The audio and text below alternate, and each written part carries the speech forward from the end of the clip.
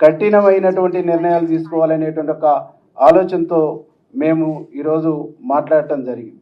మేమందరం కూడా ఒకటే కోరుతా ఉన్నాం, ఈ రాష్ట్రంలో కాంగ్రెస్ పార్టీని అధికారం తీసుకురావడానికి ఇక్కడ ఉన్నటువంటి ఎమ్మెల్యేలు, ఎమ్మెల్సీలు, బయట ఉన్నటువంటి మంత్రులు, అనేక మంది నాయకులతో పాటుగా చెమటోర్చినటువంటి వ్యక్తి, రక్తం దారబోసినటువంటి వ్యక్తి ఈ రాష్ట్ర ముఖ్యమంత్రి రేవంత్ రెడ్డి గారు.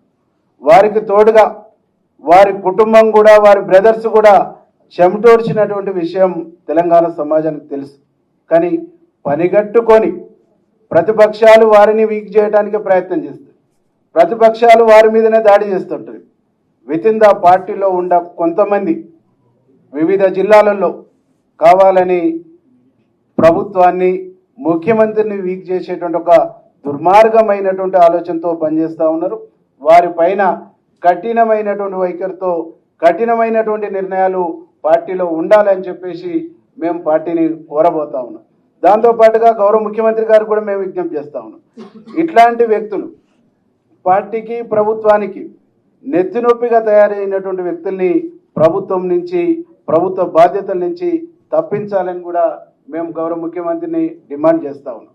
కాబట్టి ఎవరైనా పార్టీలో అంతర్గత ప్రజాస్వామ్యం ఉన్నప్పుడు పార్టీ వేదికలలో మాట్లాడుకోవాలి, సంబంధించినటువంటి వేదికలలో డిస్కషన్ చేయాలి, వారి అభిప్రాయానికి సంబంధించిన వేదికలలో స్వేచ్ఛగా మాట్లాడుకునేటువంటి అవకాశం ఉన్నప్పటికీ కూడా ఆ స్వేచ్ఛ మితిమీరిపోయి మైక్ దొరికితే, బదాట్ల ఛాయిస్ వస్తే ఊగిపోయేటువంటి నేచరు, ఊగిపోయేటువంటి వైఖరు అది ఎవరు ప్రదర్శించినా అది పార్టీ నిబంధనలకు, పార్టీ నియమాలకు విరుద్ధమైనటువంటి చర్యగా మేము భావిస్తూ, గౌరవ ముఖ్యమంత్రి పైన ఎవరు అసత్యమైనటువంటి ఆరోపణలు చేసినా, వితిన్ ద పార్టీలో తప్పుడు పద్ధతుల్లో మాట్లాడినా, ఏకవాక్యంతో సంబంధించిన పదాలు వాడినా కానీ ఉన్నటువంటి ఎమ్మెల్యేలు ఎవరు కూడా చూస్తూ ఊరుకోము అనేటువంటి ఒక విషయాన్ని ఈ సందర్భంగా మేము గుర్తు చేస్తాం.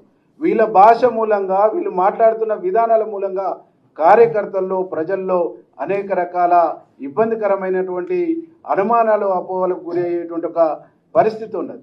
కాబట్టి కొట్లాడి సాధించుకున్నటువంటి రాష్ట్రం 10 సంవత్సరాలు దొంగల పాలైంది.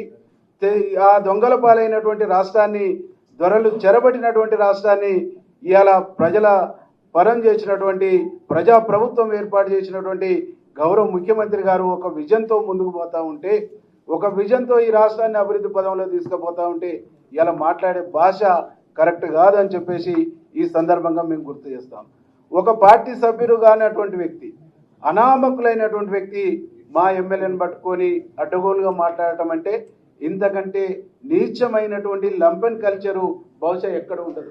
ఒక రాజకీయ కుటుంబం అనుకున్నప్పుడు రాజకీయ విలువల్ని పాటించాలి, రాజకీయ పద్ధతిని పాటించాలి, రాజకీయ గౌరవాన్ని కాపాడుకోవాలి. కానీ ఒక లంపెన్లాగా, తాగుబోతుల్లాగా బజార్లకు వచ్చి మాట్లాడడం అంటేనే అది బజార్ కల్చరు, బజార్ సంస్కృతి అయితే తప్ప Congress party culture, Congress party సంస్కృతి కాదు అని చెప్పేసి ఈ సందర్భంగా మేము గుర్తు చేస్తాం.